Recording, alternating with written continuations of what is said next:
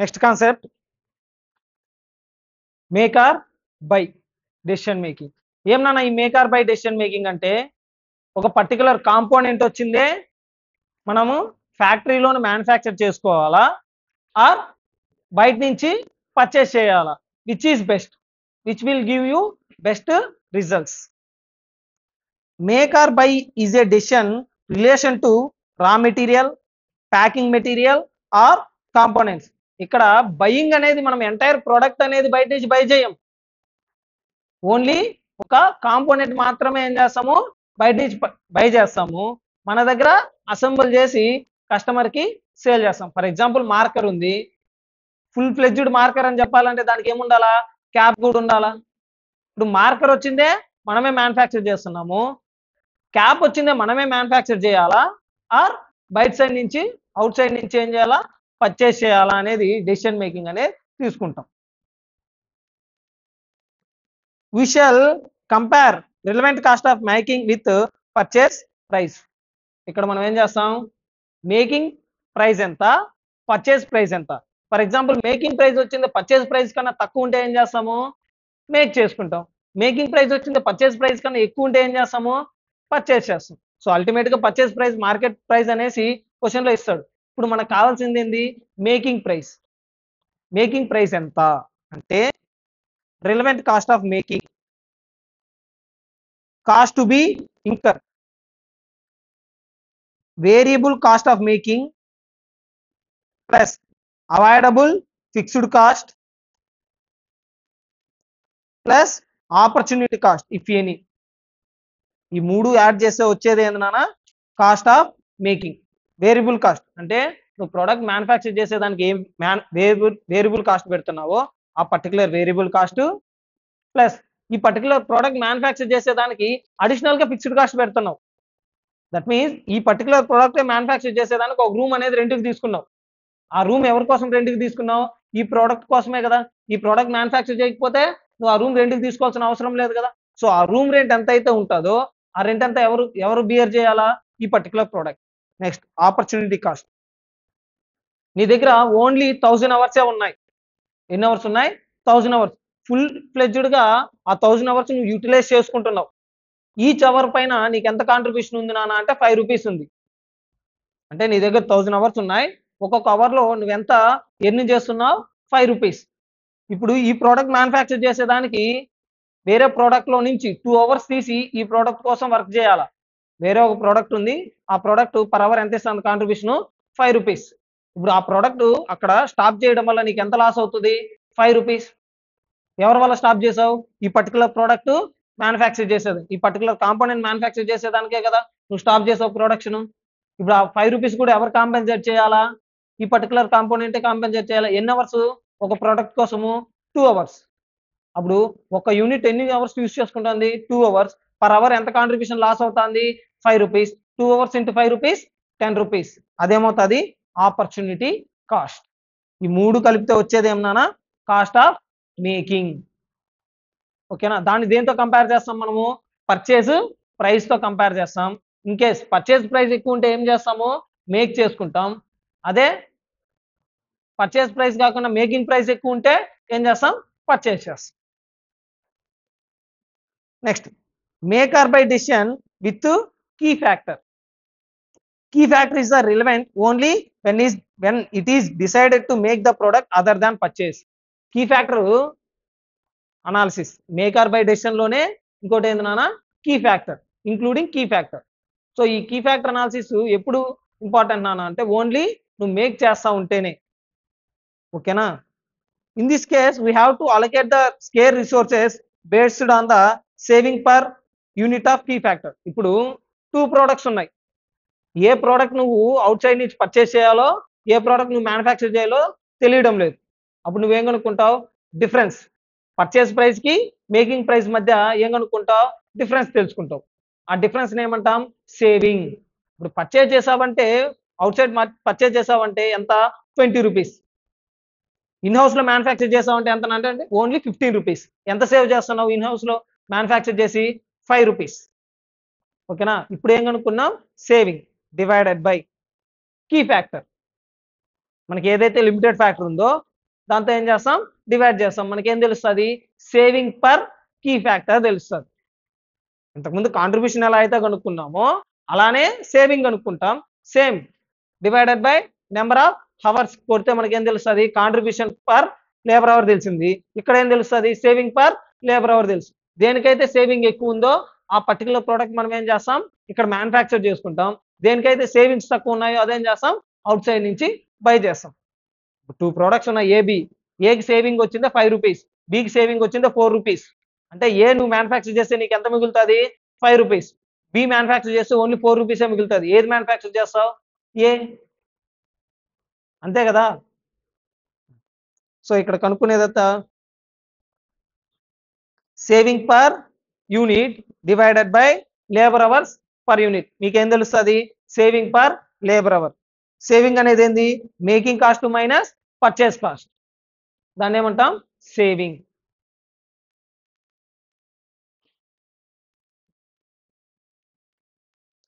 AB Limited produces a variety of products, each having number of component parts.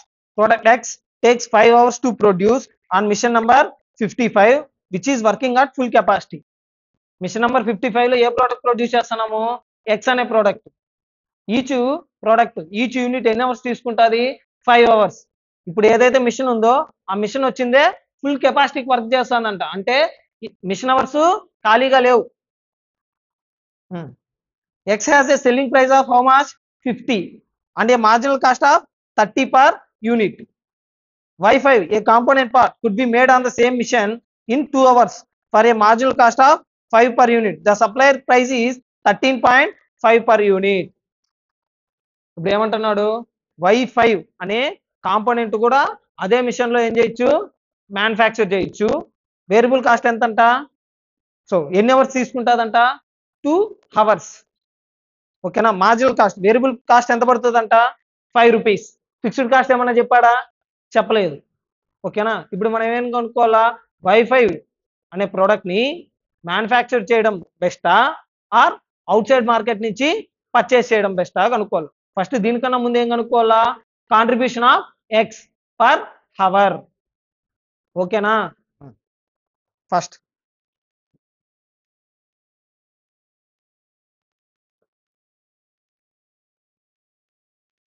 Contribution per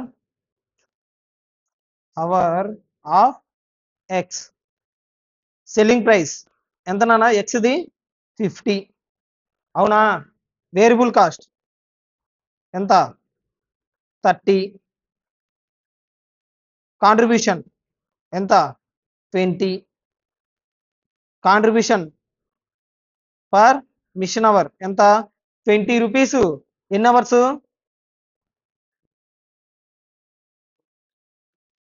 product X takes 5 hours to produce on machine number 55. ఎన్ని hours, 5 hours.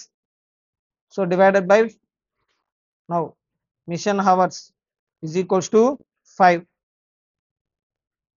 Contribution per mission hour is equals to 4 per hour. అంటే machine 55 లో product X produce చేయడం వల్ల ఒక అవర్కి నీకు ఎంత contribution వస్తుంది, 4 rupees.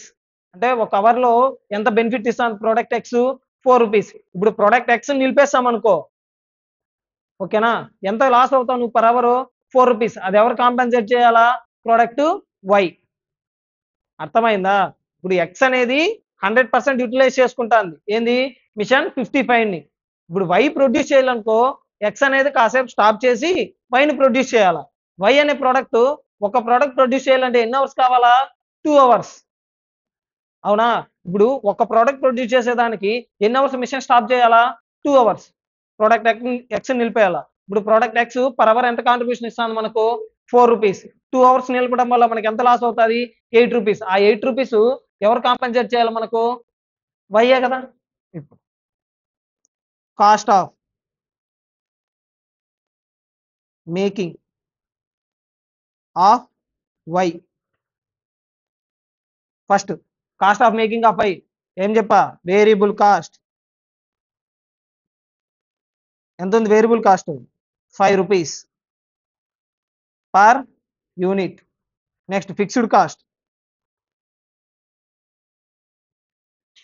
ఎంత ఉంది పర్ యూనిట్? ఏమైనా ఇచ్చాడా? ఫిక్స్డ్ కాస్ట్ పర్ వైకి ఏం లేదు. Opportunity cost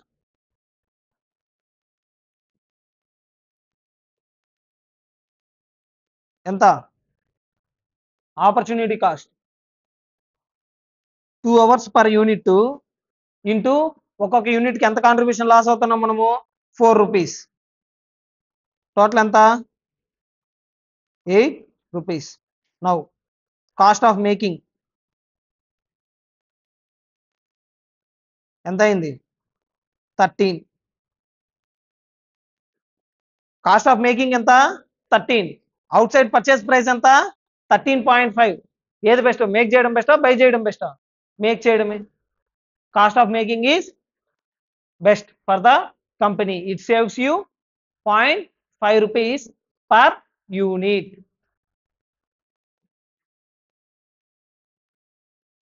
It is best to make the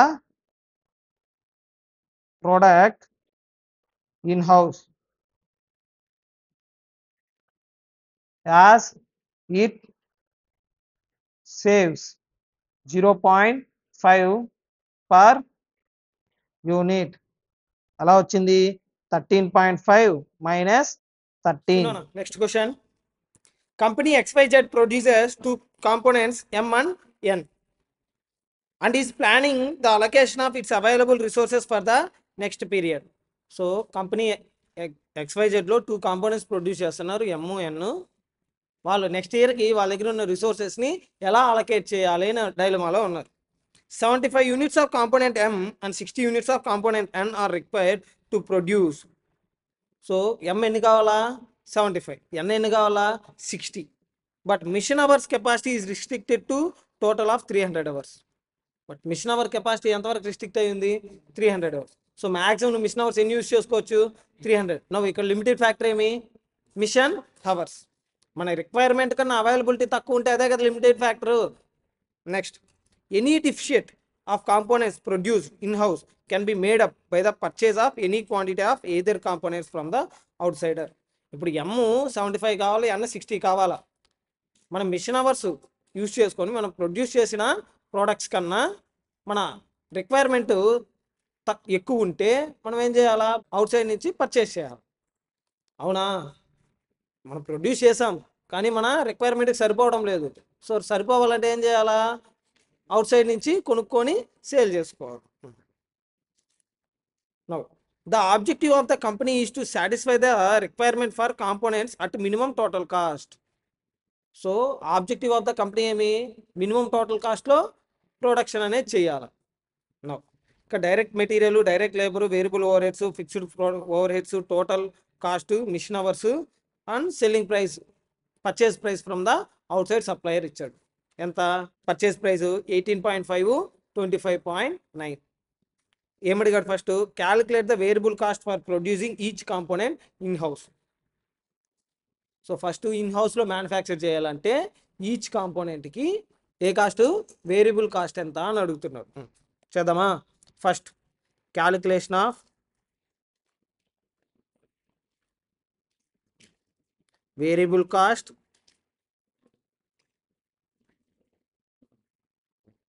and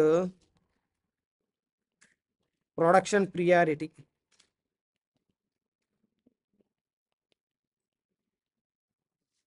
particulars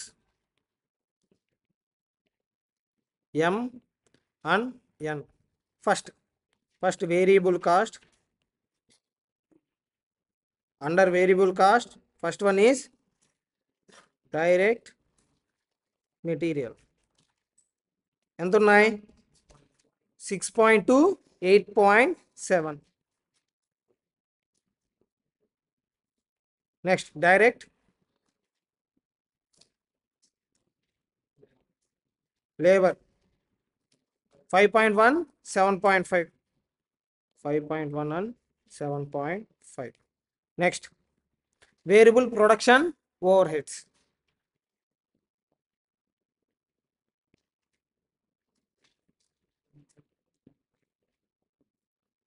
ఎంత 1.2 అండ్ 1.3. ఇంకేమన్నా ఉన్నాయి వేరియబుల్ కాస్ట్? వేరియబుల్ కాస్ట్ ఇంకేమన్నా ఉన్నాయా? నెక్స్ట్ ఉండేది ఏంది? Fixed cost. Total variable cost ఎంత వచ్చింది?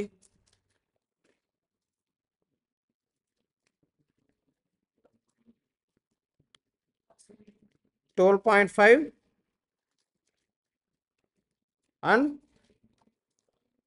17. నౌ మనము ఎప్పుడు కానీ మేక్ ఆర్ బై డెసిషన్స్లో కీ ఫ్యాక్టర్ ఇన్వాల్వ్ అయితే ఏం కనుక్కోవాలని చెప్పాము? సేవింగ్ పర్ కీ ఫ్యాక్టర్ కనుక్కోవాలని చెప్పాము. ఫస్ట్ ఏం కనుక్కోవాలా? సేవింగ్ కనుక్కోవాలా, as well as saving per key factor. So saving ఎలా కనుక్కుంటాము? Purchase price minus making price. Now purchase price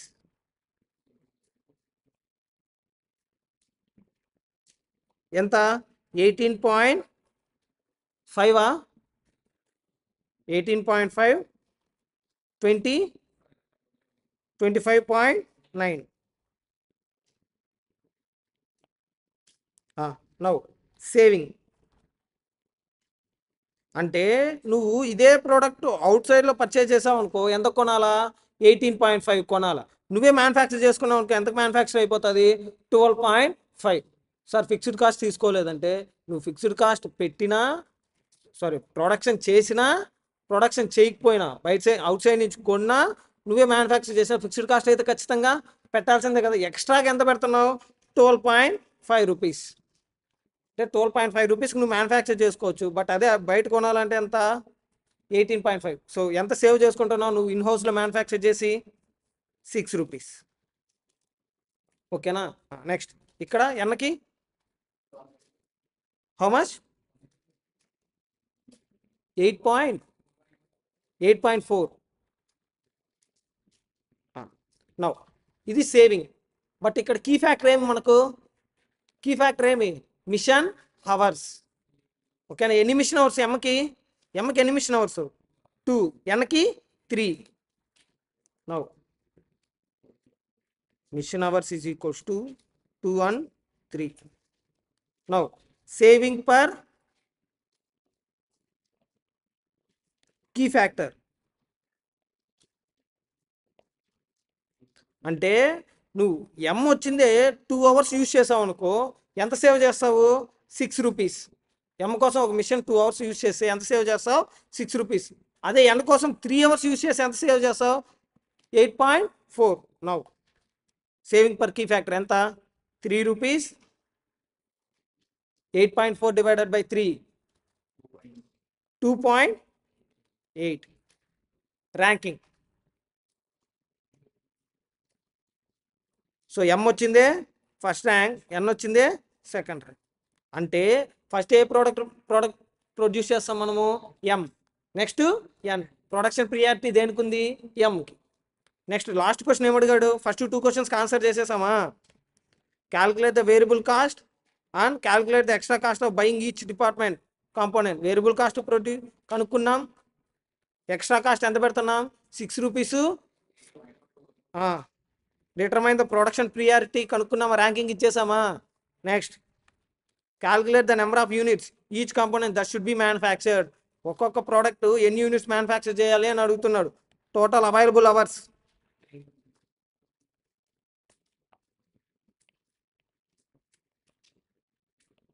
total available hours ఎన్ని?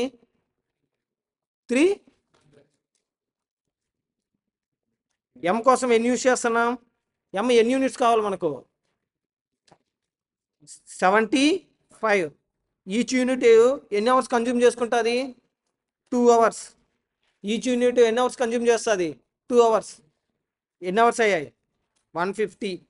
బ్యాలెన్స్ ఎన్ని మిగులుతాయి? 300 hours ఉన్నాయి. 150 hours వచ్చిందే యూజ్ చేసాం. ఇంకెన్ని మిగులుతాయి? 150. ఆ 150 hours ఎవరికి ఇవ్వచ్చు నువ్వు? ఎన్కి ఇవ్వచ్చు. ఎన్ ఎన్ని యూనిట్స్ కావాలి మనకు? 60. ఎన్ని అవర్స్ ఈచ్ యూనిట్కి? 3 hours. 60 into 3 180. బట్ మన దగ్గర ఎన్ని అవర్స్ ఉన్నాయి? 150. సో ఎన్ని యూనిట్స్ ప్రొడ్యూస్ చేయొచ్చు? n is equals to 150 hours divided by 3 hours per unit, that comes to 50 units. అంటే ఎన్ వచ్చింది 50 యూనిట్స్ ఏం చేయొచ్చు? ఇన్ హౌస్లో మ్యానుఫ్యాక్చర్ చేయొచ్చు. బ్యాలెన్స్ ఎన్ని కావాలి మనకు? 10. అవి ఏం చేస్తావు నువ్వు? పర్చేస్ చేస్తాం. Balance 10 units